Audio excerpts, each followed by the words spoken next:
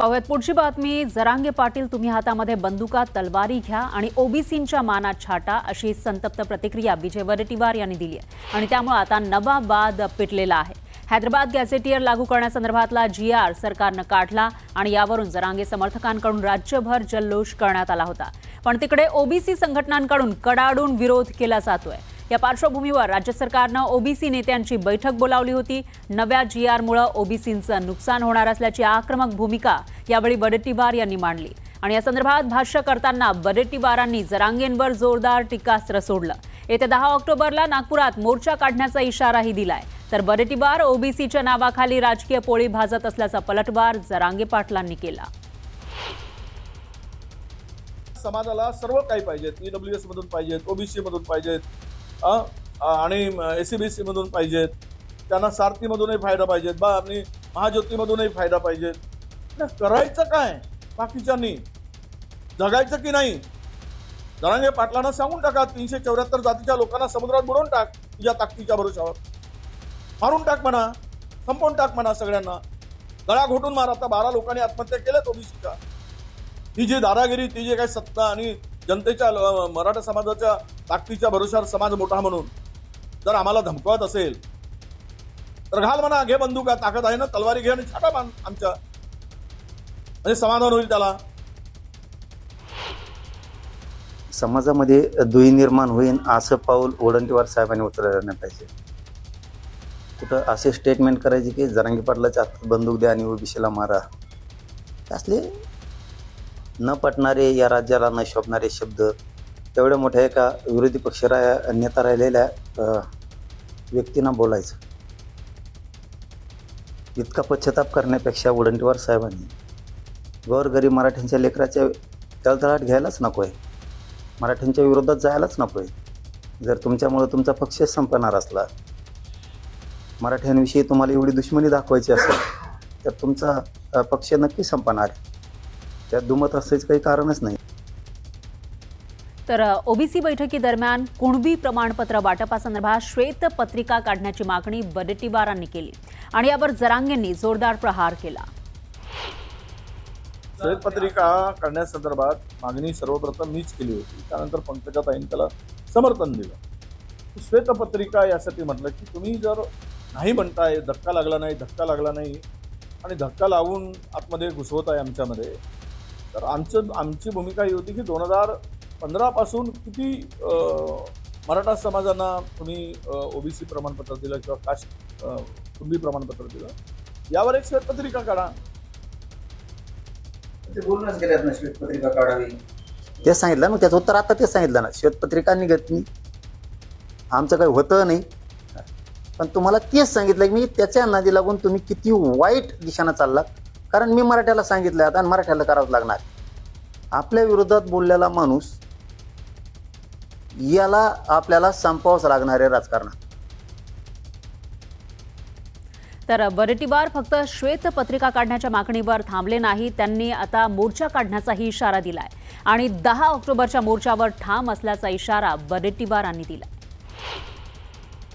एका समाजाच्यासाठी, एका समाजाच्या दबावापोटी हे जे निर्णय झालाय ते महाराष्ट्रातील 374 जातीवर अन्याय करणार आहे, हे स्पष्ट आमचं मत आहे आणि त्यामुळे आम्ही मोर्चा काढायचा निर्णय घेतला। मुख्यमंत्री आणि उपमुख्यमंत्र्यांनी किंवा सरकारने 10 ऑक्टोबरपर्यंत काही जर पॉझिटिव्ह करायचं असेल तर त्यांनी त्या मोर्चाच्या ठिकाणी ते यावेत किंवा त्यांचे प्रतिनिधी यावेत आणि मोर्चाला संबोधन करून ते सांगावं, अशी सुद्धा आम्ही मागणी केली आहे। आता ते मोर्चा काढाले मराठा आरक्षण मिळू नये म्हणून वडेट्टीवार साहेब नागपूरला, आणि GR रद्द करा म्हणून, ते काँग्रेसचा मोर्चा काढायला काय होणार आहे? त्याला ओबीसीचं नाव द्यायचं आणि काँग्रेस मोठं करायचं, ही सिस्टम आहे त्यांची। हो, ही आरोप नाही माझा, मी खरं सांगतोय।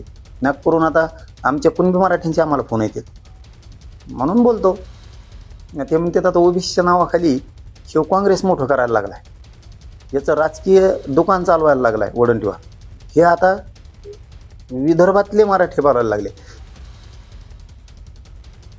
पाहुयात पुढची बातमी. शेतकऱ्यांच्या जीवावर धनाढ्य होणाऱ्या साखर कारखानदारांनी पूरग्रस्त शेतकऱ्यांना 5 रुपयांची मदत करायला नकार दिला. साखर कारखानदारांच्या या असंवेदनशीलतेवर टीकेची झोड उठलेली आहे आणि साखर कारखानदारांनी मदत करण्यास नकार दिल्यानंतर मुख्यमंत्र्यांनी साखर कारखानदारांच्या या वृत्तीवर निशाणा साधलाय. तर दुसरीकडे शरद पवारांनी सरकारच्या या धोरणावर आक्षेप नोंदवत शेतकऱ्यांकडून मदत निधी गोळा करायला विरोध दर्शवलाय. काही लोक छोट्या मनाचे झाले आहेत. मागच्या काळामध्ये ज्यावेळी उच्चस्तरीय समितीची बैठक झाली आणि आम्ही साखर कारखान्यांना म्हटलं की 30-30 हजार कोटी रुपयाचे व्यवहार होत आहेत, 10-10 हजार कोटी रुपये सरकार तुम्हाला देत आहे, तर तुमच्या नफ्यातनं 5 रुपये हे शेतकऱ्यांकरता बाजूला काढून ठेवा. ते काय FRPतनं मागितले नव्हते. FRPतले पैसे हे शेतकऱ्याचे आहेत, नफ्यातले पैसे कारखान्याचे आहेत. आता असे काही कारखाने मी शोधून काढले आहेत ज्यांच्याकडे शेतकऱ्याचा काटा मारला जातो. आता त्यांना मी दाखवणार आहे की तुम्ही शेतकऱ्याचा काटा मारून मारून या ठिकाणी पैसा जमा करता आणि शेतकऱ्याकरता 25 लाख रुपये द्या म्हटलं तर तुम्हाला त्या ठिकाणी देण्याची दानत नाही आहे. अरे तुम्ही मालक नाही आहे, या कारखान्याचे मालक आमचा शेतकरी आहे. त्यामुळे त्या शेतकऱ्याच्या पाठीशी उभं राहण्याचं काम या महाराष्ट्रामध्ये सरकार करेल. तर सरकारचा निर्णय चुकीचा असल्याचं शरद पवारांनी म्हटलंय. आम्हाला सुद्धा आश्चर्य असं वाटतं की राज्य सरकारने नुकसान ज्यांचे झालं त्यांना मदत करायच्या ऐवजी सगळ्या ऊस उत्पादनाच्याकडून एक मोठी रक्कम मुख्यमंत्री निधीच्यासाठी घेण्याचा निर्णय त्यांनी घेतलेला. ज्या वेळेला ऊस उत्पादकाला मदत द्यायला हवी त्यावेळी त्याच्याकडनं सक्तीनं वसुली करणं हे अत्यंत चुकीचं आहे. मराठवाड्यासह राज्यातील अनेक जिल्ह्यांना अतिवृष्टीचा जबर फटका बसलेला आहे. या संदर्भात नुकसानग्रस्त शेतकऱ्यांना केंद्रानं मदत करण्याची मागणी होतीये. यावर केंद्रीय गृहमंत्री अमित शहांनी केंद्र सरकारची भूमिका स्पष्ट केली आहे. महाराष्ट्रातील राज्य सरकारनं नुकसानीचा अहवाल पाठवावा. मोदी सरकार तातडीनं पूरग्रस्त शेतकऱ्यांना मदत देईल अशी घोषणा अमित शहांनी केली. लोणी इथल्या कार्यक्रमात ते बोलत होते.